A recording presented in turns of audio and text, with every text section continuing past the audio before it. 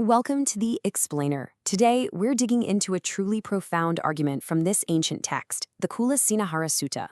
It's often called the Shorter Discourse on the Lion's Roar, and believe me, it's for a very good reason. It makes a claim so bold, it's been echoing for something like 2,500 years. So here's what we're going to do. We're going to follow the razor-sharp logic of this ancient debate.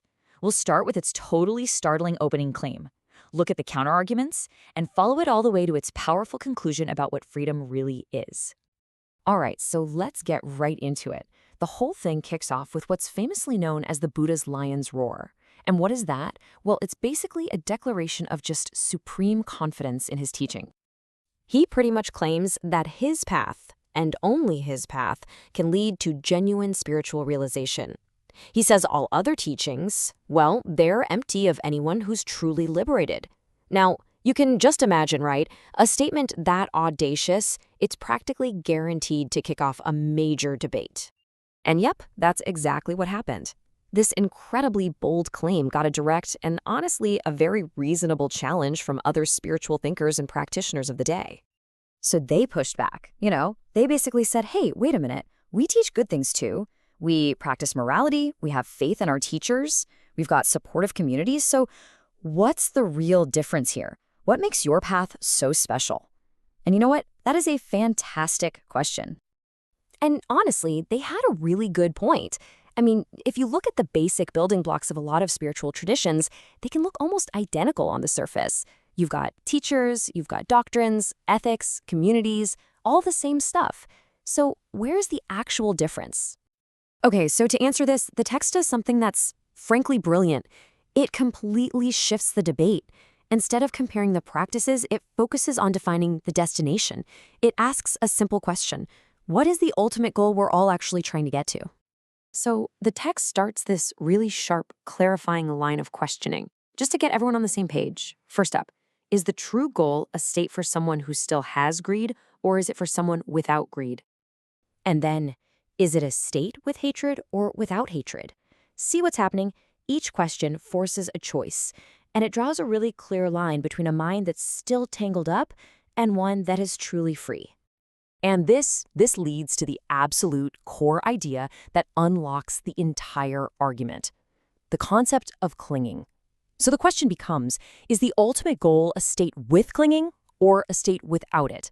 This right here is the key to everything. And with that, the crucial point is made. Everyone has to agree that the true ultimate goal has to be a state of just total, uncompromised freedom.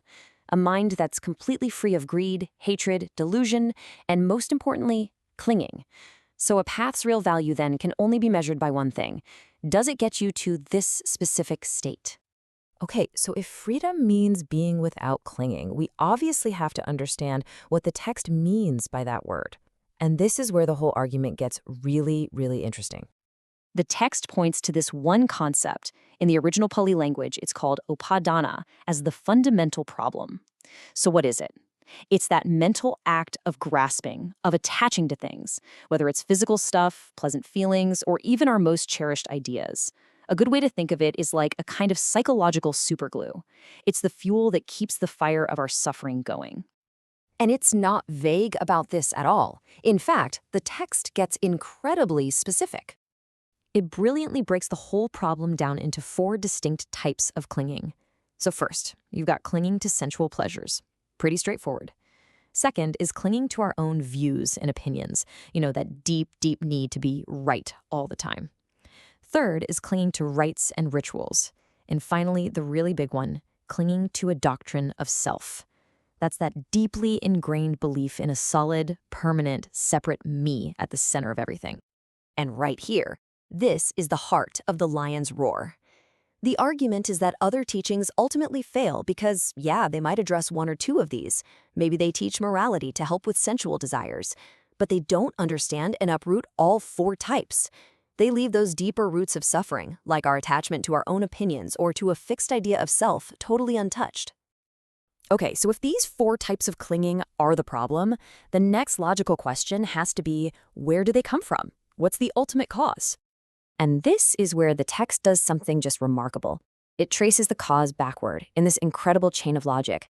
It says our clinging doesn't just pop up out of nowhere. It's fueled by craving. And that craving, it's triggered by our feelings. Pleasant, unpleasant, whatever.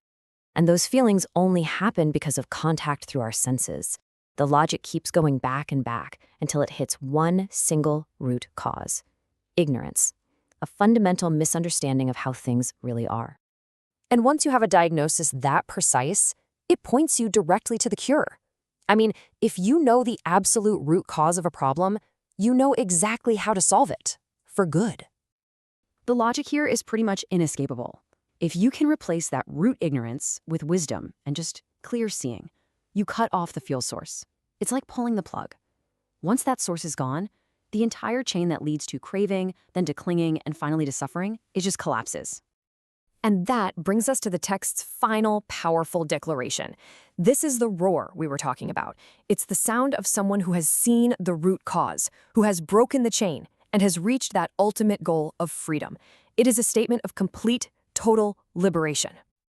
And that leaves us with a final thought, something for you to chew on. When you look at these 4 ancient categories of clinging, to pleasures, to being right, to our rituals, or to our very sense of self, which one do you think has the tightest grip on us in our modern world? Something to think about.